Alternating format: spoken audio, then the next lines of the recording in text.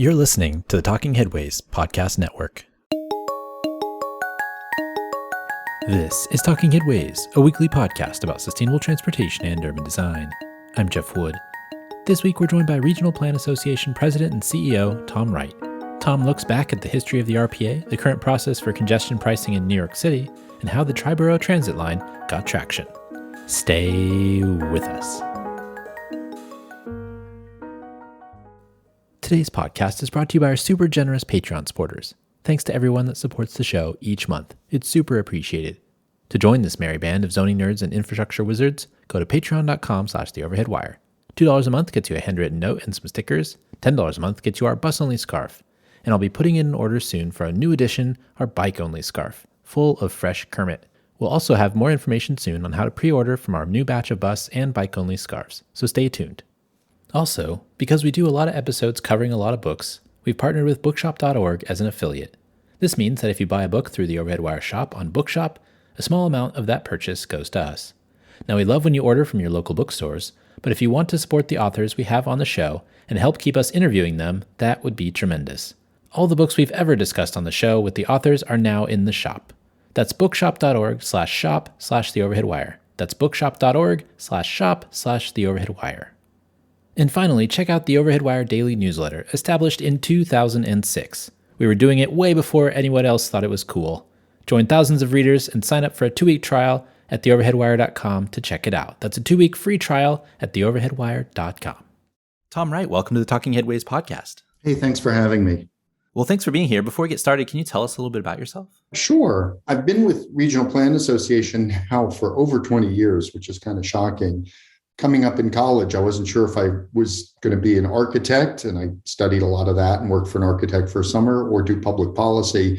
And it wasn't until I was graduating that I heard there was this whole other field called urban planning, which was just exactly what I wanted to do, because I've always been very focused on the built environment. I consider myself a physical planner, but I wasn't going to hack it as an architect. So I kind of went upstream, as it were, to try and work on the public policy and shape the built environment before people get down to actually designing it.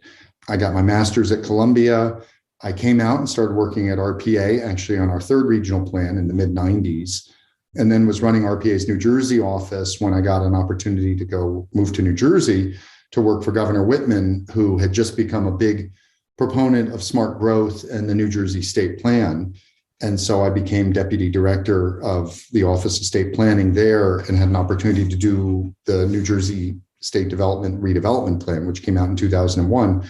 And then kind of in the summer of 2001, she went off to EPA. The president of RPA at the time, a guy named Claude Shostel, was going to retire, and Bob Yarrow, who was the number 2, was going to move up. And they both kind of reached out and asked me if I'd come on to work for Bob.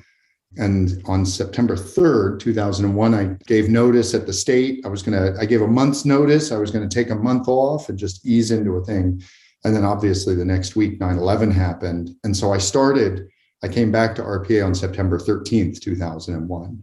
And the first couple of years, it was, of course, very focused in Lower Manhattan. And about 8 years ago, Bob retired and I became president. And I've had a chance and then got the opportunity to work on the 4th regional plan, which was pretty great. And it's been, it's remarkable because over the last 20 years, kind of between 9/11, Superstorm Sandy, we've seen New York go through these ups and downs. And one of the things that's nice about having that kind of longevity is that ideas that we put out that people thought were just totally half-baked, crazy, lunacy kind of things have become mainstream and have become, things like congestion pricing or vertical mixed use or bike lanes and other things.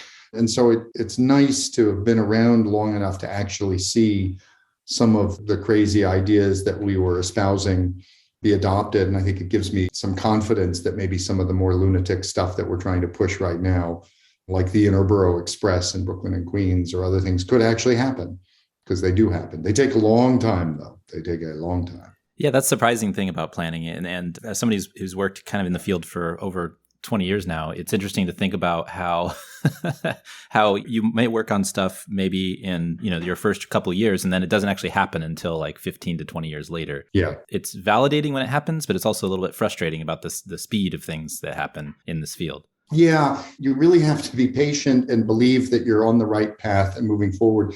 The other thing I will say, though, about urban planning and kind of going back to my studies, I mean, I remember when I would study architects and just be amazed at the ideas they had. You look at the Guggenheim Museum or Rockefeller Center, other things, and I would think, God, I could never do that.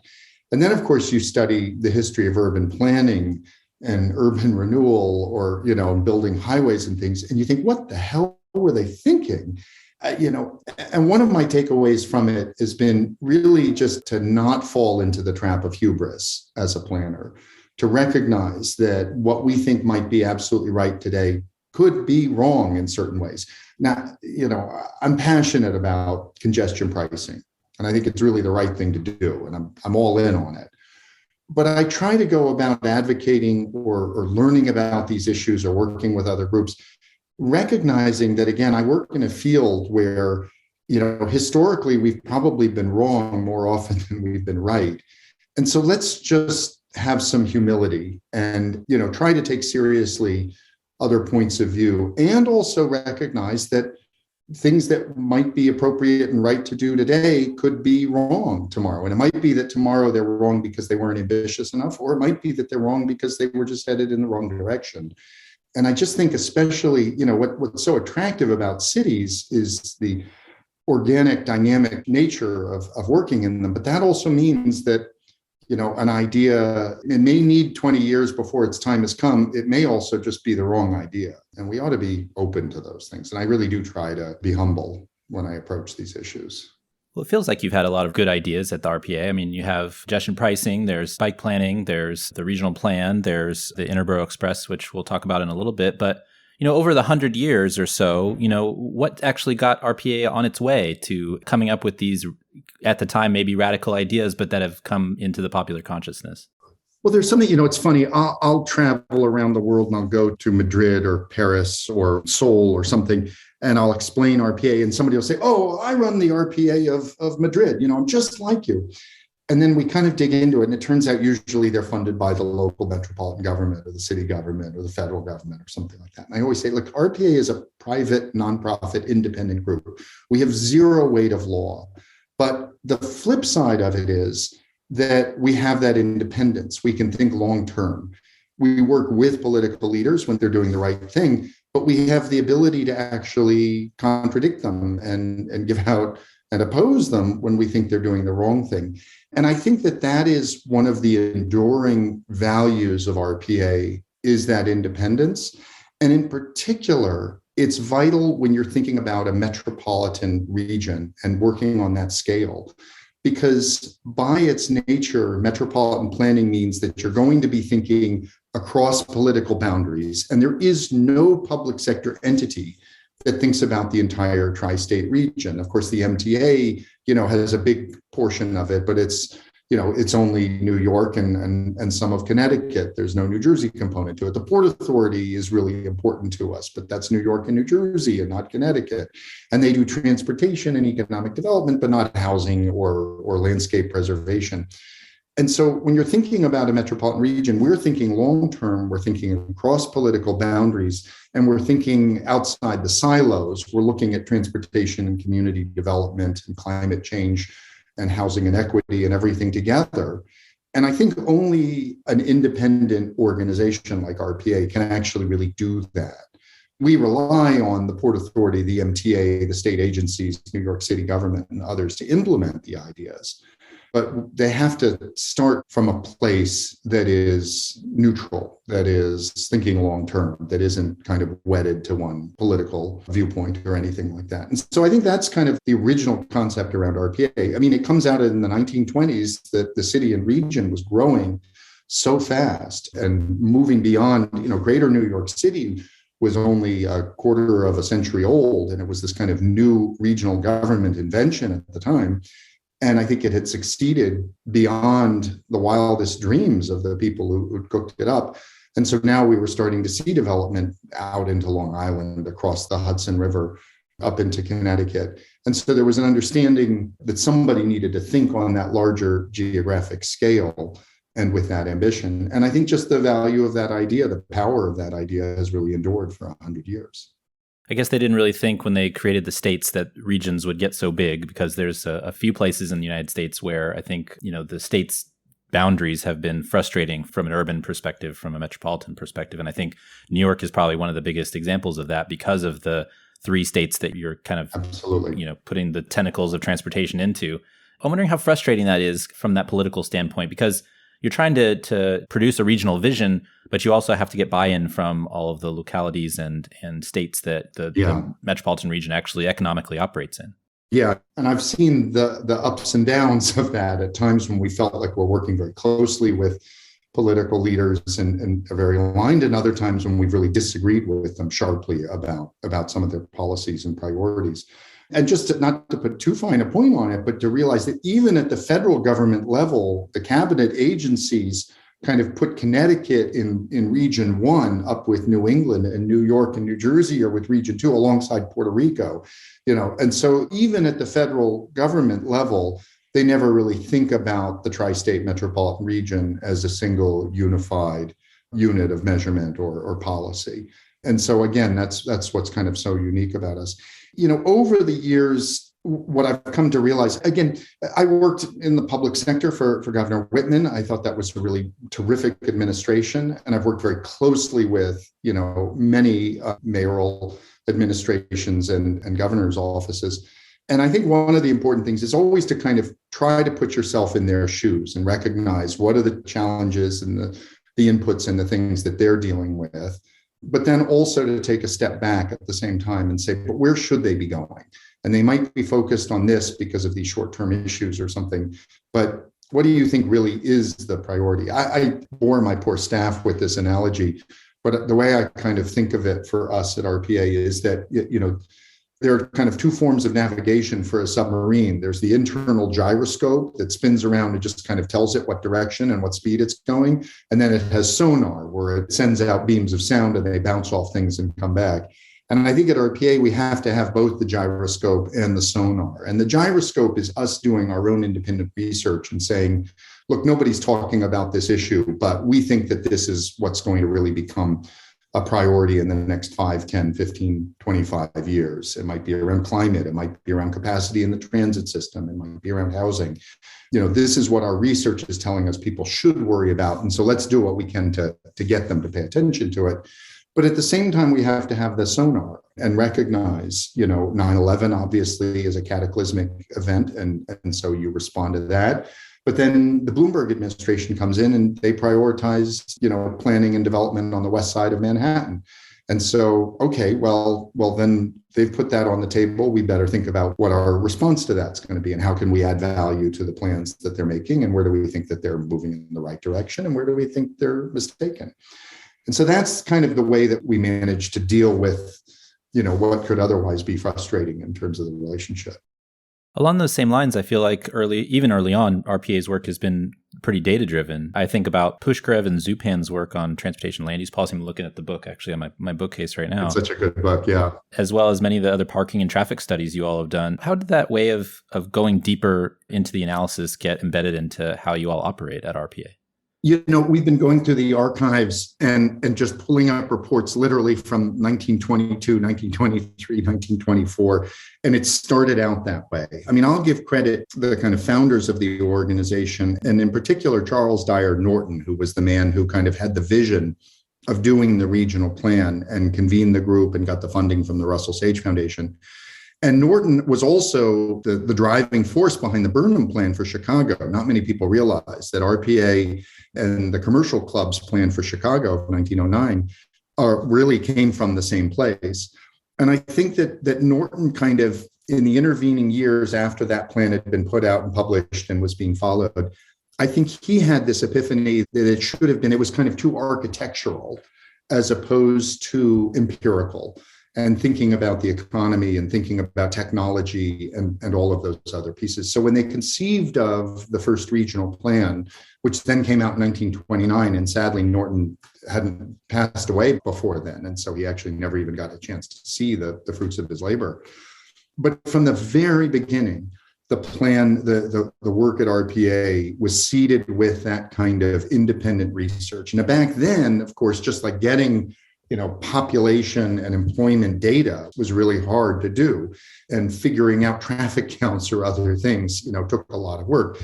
In the last 20 years with GIS and technology and other things, now all of that kind of information is available to just about anybody. And for a small organization with, 2 or 3 dozen people on the staff, we can now kind of compete with the port authorities and the MTAs and the New York City planning departments and others, because we all have the same data available to us. But we still work really hard. I mean, right now, our research team is working on a really kind of multidisciplinary effort to figure out what do we think are going to be the very long-term trends post-COVID. And by long-term trends, I mean 25, 50 years out. What is work from home? What are the possibilities in terms of high work from home, low work from home, high growth, low growth kind of scenarios? And what might they mean for, housing, commercial development, transit usage, energy usage, all of the things that we look at. And, while all of these agencies might be thinking about, the capacity of the New York City subway or the Port Authority Trans-Hudson system or the NJ Transit system or something, we're going to look at all of them together collectively. And again, that kind of unique perspective, I think, is what's our value added.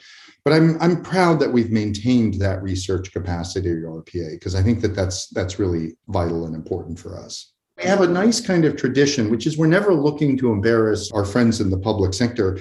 And so, when we do research, we share it with them and say, are we right or wrong? And what is your assessment saying? Right now, we've done a lot of research. We're very focused on congestion pricing. And the success of that is extraordinarily important, not just to New York and the region, but I hope and expect that we do it successfully and that other metropolitan regions and cities around the country follow our lead.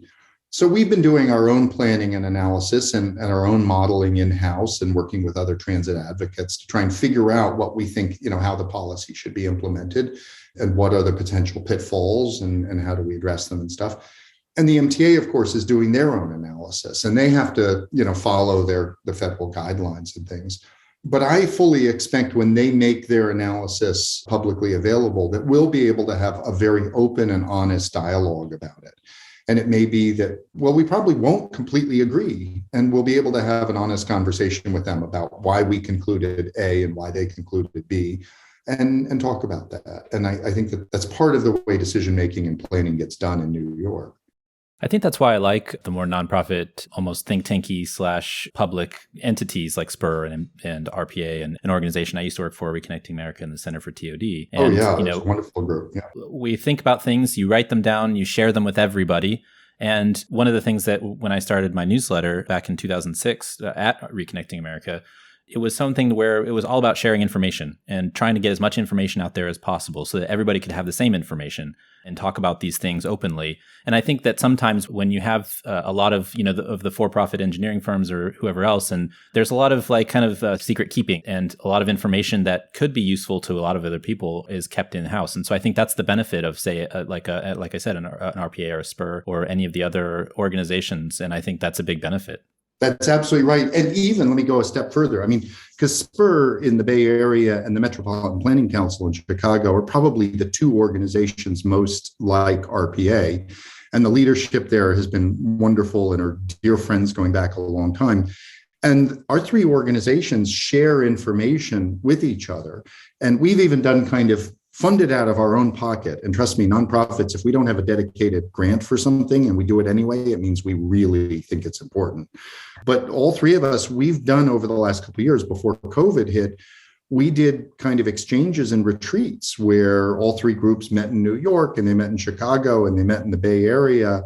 We're bringing together our senior staff and talking about, how did you do that report? What was the methodology you used? How did it influence the policymakers? What was the success? What was the failure? And we are all completely open and candid with each other.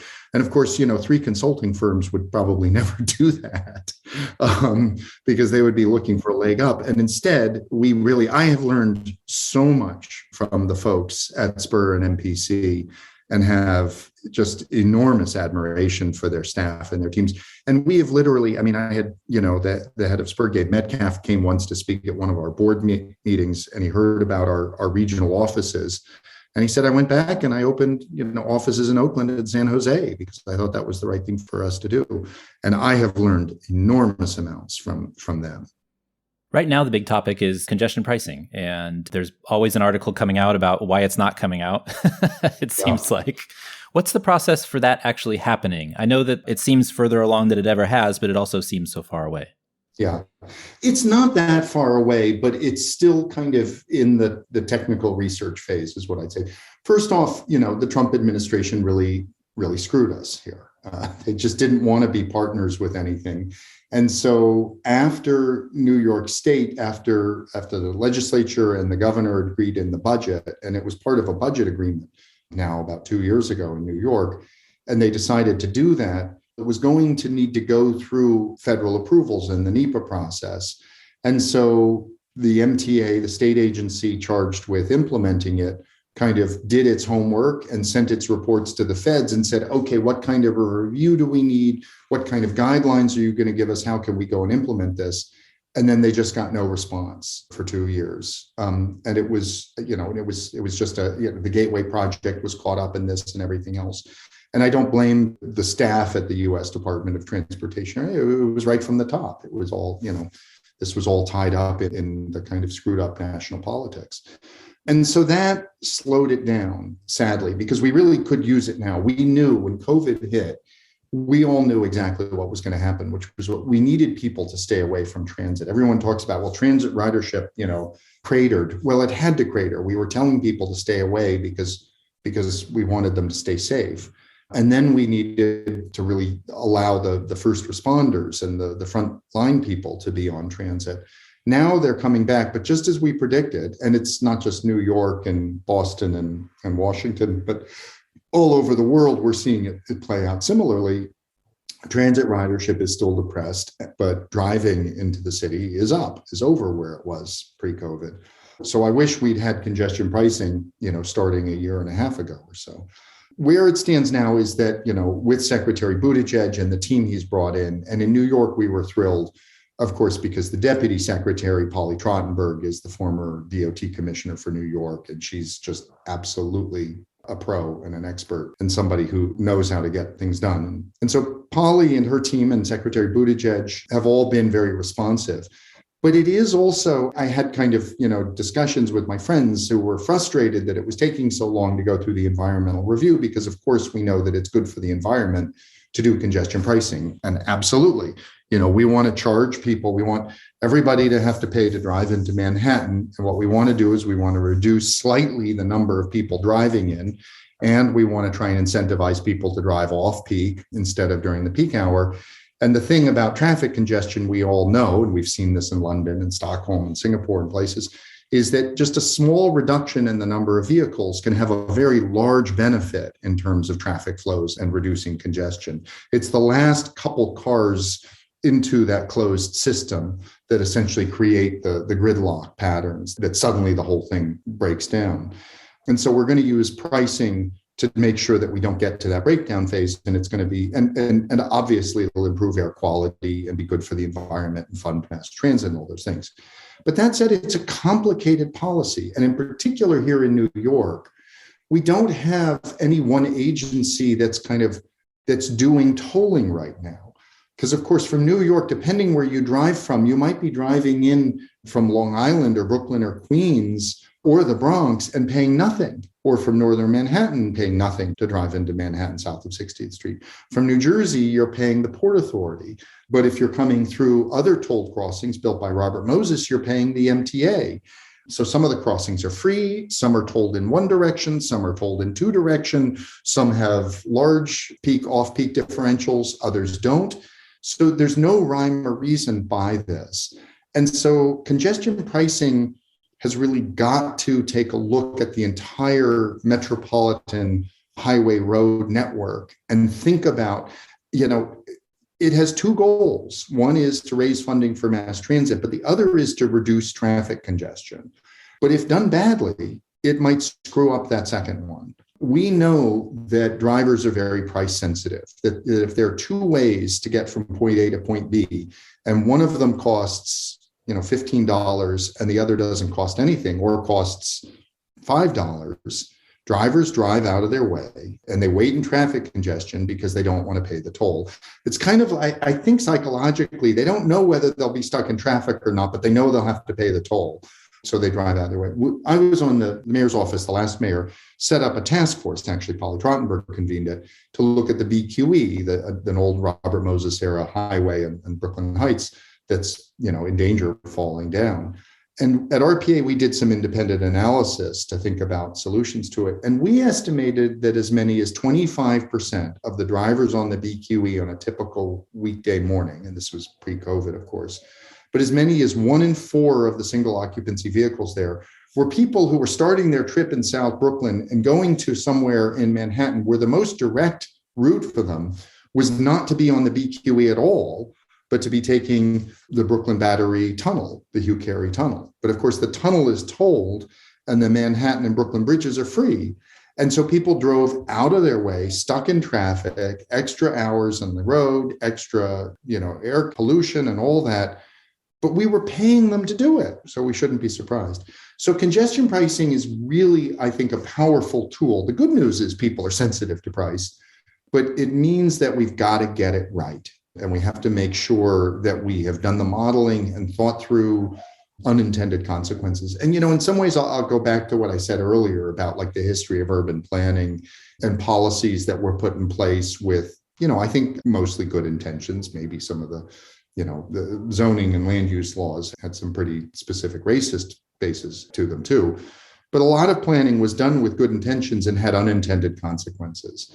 And I want to make sure that when we implement congestion pricing, we're thinking through all of the possibilities so that we don't fall into that trap. What about the Triborough line that you all have been planning for a long time, but it just got, I guess, rebranded to the Triboro Express? Yeah. Well, that's another of these. And again, the long-term aspect, we like to say at RP, eventually we think we bat 1,000 on everything, because some things will take more than 100 years to get done, but the Second Avenue subway is another one of those. In the 1990s, our transportation and research team for the third regional plan looked at this right-of-way, lightly used rail freight right-of-way, kind of circling through Brooklyn and Queens, and then connecting into the Amtrak right-of-way going up through the Bronx, and thought, this is a wildly underutilized asset. We ought to be able to put some transit here. At one point, we thought that maybe a subway should go underneath it.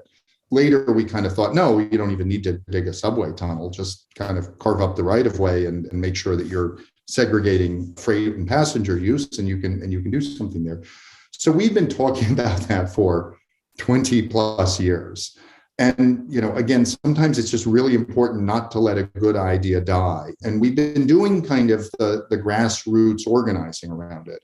Every time a new borough president would come in the Bronx or Brooklyn or Queens, we go meet with them and talk about it. They always loved the idea. We talk to communities. But it also was something that over those decades, what was happening in the communities that went through, they were changing in ways that made the project even more powerful. More job growth is now happening in Brooklyn and Queens than in Manhattan. More travel is happening within and between those two boroughs than all going into Manhattan. And sometimes you have an idea and, it sounded good at one point, but, 20 years later, maybe the reality on the ground has changed. And so it doesn't make as much sense. This was one where, as time went on, the argument in favor of it just got stronger and stronger and stronger. I give a lot of credit. I'll say this publicly here. A couple of years ago, our office here at RPA is in Lower Manhattan, next door to the MTA. And one day, as I was coming in, I bumped into Jano Lieber, who at the time was the head of construction and development for the MTA, kind of doing the long-term capital planning. He's now the CEO.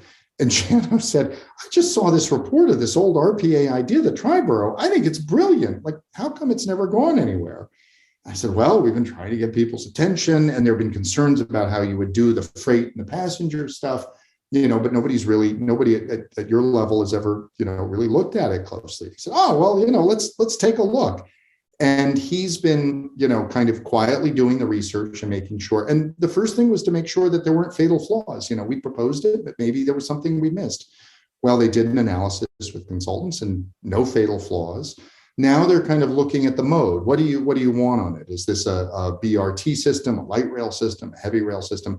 The truth is that's a tough question. And I don't think that they've sorted that out yet. At RPA, we don't have, we're not all in on one of the, as opposed to the others. The other thing, though, I will really say is that Jano and I then last fall, I found myself in the green room backstage at an event with Jano and Governor Hochul. And he said, "Hey, Governor, ask Tom about this Triborough proposal that RPA has." And she said, "What is that?" And I explained it briefly to her. And then I followed up with her chief of staff and things. And she really went in on it. And that's kind of, sometimes it just takes that. It takes a chief executive willing to get out on a limb. The analogy in my mind is, if I'm going to ask, a public official to kind of climb out onto a tree branch, first I have to go out there and swing on it a few times and show them that it'll hold. And so we've been trying to do that. But Governor Hochul has really committed to this idea. The response to it has been incredibly positive, and I think it's moving forward. Now, I'll guess your next question. We called it the Triborough, and we would have it go up to the Bronx. And I still hope someday it will. But just, in full disclosure, we knew from our back of the envelope analysis that building the Bronx piece of it would be both the most expensive and have the lightest ridership. And one of the things that's changed in the 25 years since we originally proposed the Triborough was that a project called Penn Access. And this is essentially a recognition that right now people who, live and commute on the New Haven line, which runs from New Haven, Connecticut, through Fairfield County, through Westchester, and through the Bronx, they currently, that's the Metro North service that runs to Grand Central. But those same train tracks are also Amtrak's Northeast Corridor line. At a point, they diverge, and Amtrak trains go over into Sunnyside, Queens, and then underneath the East River and come to Penn Station. And there was a kind of recognition that, and this is the knock-on effect that happens on a regional scale, and that people might say, why doesn't this happen more often? But it's different jurisdictions and different agencies. But for the last 15, 20 years, the MTA has been building a project called East Side Access, which is going to provide a one-seat ride for Long Island Railroad riders to go to Grand Central. And the day East Side Access opens, which will be later this year, by the way, about half of the Long Island Railroad riders going to Penn Station are suddenly going to shift to going to Grand Central because that's where their jobs are located. That will then open up capacity and space at Penn Station, which has been above capacity. And so very smartly, folks at the MTA said, well, then we could make a few improvements on the Northeast Corridor line on the Amtrak right-of-way, and we could give Metro North commuters on the New Haven line the option of taking a train to Grand Central or to Penn Station too. And so Penn Access is moving forward, and specifically what they're doing is some improvements to the right-of-way, but also building new stations in the Bronx that will provide good commuter rail service for folks living in the Eastern Bronx, and an opportunity to get a one-seat ride over to Penn Station and the West Side, where new jobs are being located and things. So the thing with Triborough and Interborough is that right now the MTA is making improvements to that right-of-way that we had also identified for the Triborough. They're building out 4 stations. And, the state argued, and we agreed with them, that rather than just kind of stick to a vision from 25 years from now, build the first phase of this thing, which is the Brooklyn and Queens portion of it. But hold off on the Bronx, because Penn Access will be in the ground in just a couple of years. And then we can take a step back and think about, so what does the Bronx need now in terms of transit priorities? And it may be that we still want the Interborough to someday extend up to the Bronx. It may be that a higher priority should be extending the Second Avenue subway to the Bronx. It may be that it's bus rapid transit. It could be other things too. But that's kind of recognizing that things have changed since we first promoted the Triborough idea. And in particular, the very right-of-way that we were looking at is being repurposed for something else. And that's why I think that they're right to focus on Brooklyn and Queens right now. I think from outside, at least from my perspective as somebody who pored over New Start's reports for a long time, I hear the East Side Access project and I think dollar signs. I think it was the numbers in my head is like 9.6 billion, but it's probably more than that. It's more. Yeah, but maybe that was probably an early report, New Start's report where it was 9.6. But I mean, that's a lot of money to spend. And it's actually something that you try to address a little bit in the 4th regional plan, as well as thinking about those capital costs. And so it's actually good to hear that, there's evolutionary thinking about these projects and how they come to be. And, eventually, hopefully we'll get these cost problems no, they're never going to disappear, but kind of under control a little bit so we can do more than, spend so much money on a couple of individual lines versus maybe more of the network planning. We see that as a real threat to the long-term viability of the region. These projects just cost too much and take too long, even compared to, other places in the world or even other places in the United States. They just cost more in New York for various reasons. And the number one recommendation in the fourth regional plan was figure out how to build rail projects for less. And we did a kind of forensic analysis of the three mega projects, phase one of Second Avenue Subway, the number 7 extension out to the west side to Hudson Yards, and East Side Access. And we had a team a couple of years ago that really looked at the projects and said, so why do they cost so much? What are the delays happening? And the scary answer is there's no single reason. Every single step in the process, it needs to be reformed, from the planning and budgeting originally to the procurement process to the liability and some of these are things that everybody's known about. And it's just a classic kind of, there's an entrenched interest that won't give up on that one little thing that benefits them. But the cost to the public is just too high. And I really do worry that right now we have a number of incredible projects on the table. Obviously, the Gateway project, but also rebuilding the Port Authority bus terminal and the second phase of Second Avenue Subway, finishing East Side Access, and then the Interborough and Penn Access. And from RPA's perspective, when we look out 25, 50 years, those projects, they get us maybe to 25 years worth of capacity. They don't get us to 50 years worth of capacity. We're going to need even more capacity under the Hudson River. We're going to be, we hope to be moving away from the automobile for most people getting around, which means we're going to need more capacity in our transit system, which means we got to figure out ways to build these systems faster and cheaper. And, because the public won't support it if they think they're getting ripped off. And when the exact same tunnel boring machine in New York, for some reason, needs 3 times as many people working on it as that machine did in Western Europe, which isn't exactly, which is a place that has good labor protections and benefits too. There's no real way to justify those cost differentials. So last question. I think one of the big things that stood out to me from the fourth regional plan when I was looking through it was probably different from maybe the first 3 was the rising importance of climate change. And I think that that's kind of a big thing, obviously, that we need to address and get under control as well as costs. But I'm curious, how does that get addressed from a regional context when, as we mentioned before, there's so many different governments, there's so many different entities that have to deal with this. And then you put in the ocean, in the water, as you're getting closer to, the Atlantic. So because of the possibility of hurricanes and those types of things. So I'm curious about that, about the implementation and the thinking about climate change from the RPA's perspective. Sure. I would say I think there are a couple areas in the fourth regional plan that were very different from the prior 3 plans. One of them is climate change.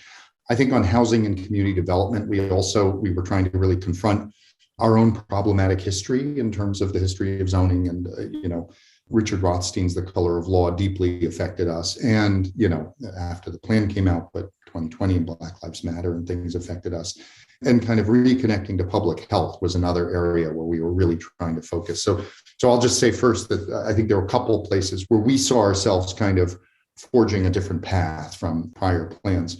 But you're right, climate change was also really a major priority. And to be clear, we've always had an environmental program at RPA, but it was very focused in the 1920s, 30s, and 40s. It was kind of about protecting parkland largely and trying to carve out the first parks. The day that the first plan was released in 1929, the Rockefeller family donated a large piece of land they owned on the west side of the Hudson River to endow the Palisades Interstate Park Commission, as recommended in the regional plan, was literally in the conveyance letter, because then it was kind of worked out in advance. So we used to be doing that. And in the 80s and 90s, it was all about kind of farmland preservation and, fighting suburban sprawl and trying to stop. Farmland is also very good for growing single family housing.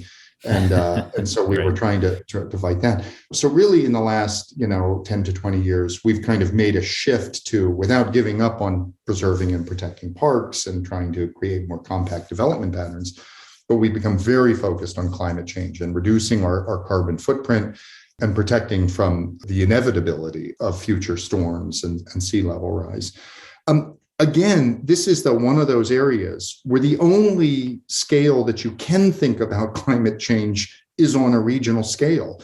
Municipalities trying to deal with this, on a one-off basis have no ability really to make, of course, every single town should be looking at its carbon budget and trying to figure out how to reduce it, but they can't really do that much by themselves. Maybe New York City can, but when you get down to, I like to point out there are 782 towns and cities in the tri-state metropolitan region. And one of them is New York City, and it's almost 9 million people, and 781 are not. And our planning system in the US cedes an enormous amount to local control. And in terms of, forget carbon reduction for a moment, in terms of kind of protection from storms and things, what one town might do on its own to protect itself is going to very effectively flood its neighbors. And so we need to be thinking regionally about that issue. So it's an issue that actually lends itself to the scale and the approach that RPA takes. Also, again, I talked about silos. It's something where carbon is coming from our buildings. It's coming from our transportation system. It's coming from, how we produce the energy and how we use it. And so, again, it's an issue that lends itself to thinking across the different, issue areas. The other thing, though, that I'll say it was kind of an aha moment for us when we were thinking about this while we were working on the fourth regional plan was, there's the old saying that if all you have is a hammer, all your problems will look like nails. But in trying to deal with farmland loss and watershed preservation and the issues that we were thinking about, say, in the 90s, what we really focused on was regional commissions. And we became very involved in the Pinelands Commission in Eastern Long Island, the Highlands Council in Northern New Jersey, trying to, yes, when we could buy land to preserve it, that would be good, but we recognize that you could never buy enough land to achieve the goals that we had. And so we got really into the business of trying to create regional commissions that would rule local land use to try and achieve necessary outcomes in terms of, again, farmland preservation or water protection and other things. Well, kind of, actually for climate change, that's a very good policy tool also. The point is that the communities along the South Shore of Long Island or the Jersey Shore, they can't solve the climate crisis by themselves. But by creating a regional commission, putting them all together to coordinate their policies and their investments and thinking about where development should occur and other things, you can actually have you can actually really address this. And so we've been very focused on that. The other thing I'll say is this is another area where the independent, nonpartisan voice of RPA is absolutely necessary. Because while we're trying to figure out how to, again, invest in renewable energy and protect certain areas, Lower Manhattan, we don't see a future, in our time horizon, which is pretty long term, where we will pull away from Lower Manhattan. We're talking about the big U and ideas to protect it. But there are other places like parts of Staten Island or the Jersey Shore, Long Island, where we developed on barrier islands, we developed in vulnerable areas where, they get flooded. And if we pay for people to rebuild, we know that we're just putting them in harm's way. And so the ultimate strategy has got to be retreat.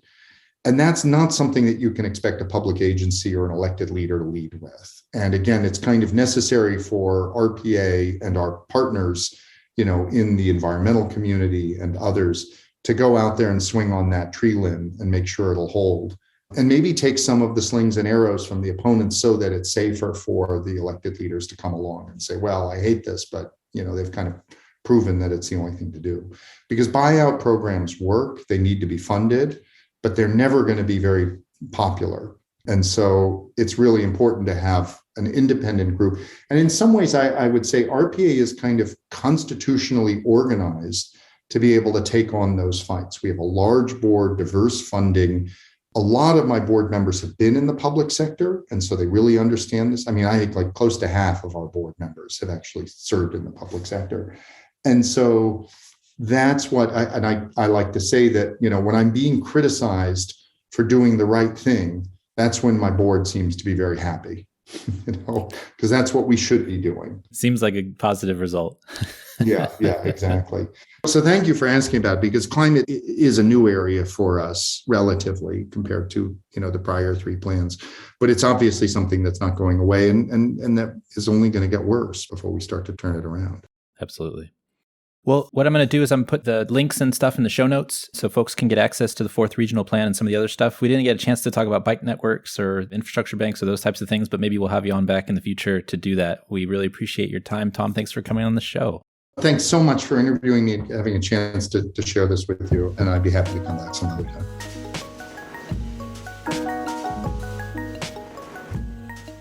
And thanks for joining us. The Talking Kidways podcast is a project of The Overhead Wire and posted first at Streetsblog USA. Thanks to our wonderful Patreon supporters for sponsoring this show and Mondays at The Overhead Wire. You can support the show by going to patreon.com/TheOverheadWire. You can sign up for our 15-year-old newsletter at TheOverheadWire.com. And you can listen to the show on your podcatcher of choice, including Spotify, Stitcher, SoundCloud, iHeartRadio, and Apple Podcasts. And if you can't find it there, you can always find it at its original home at usa.streetsblog.org. We'll see you next time at Talking Kidways.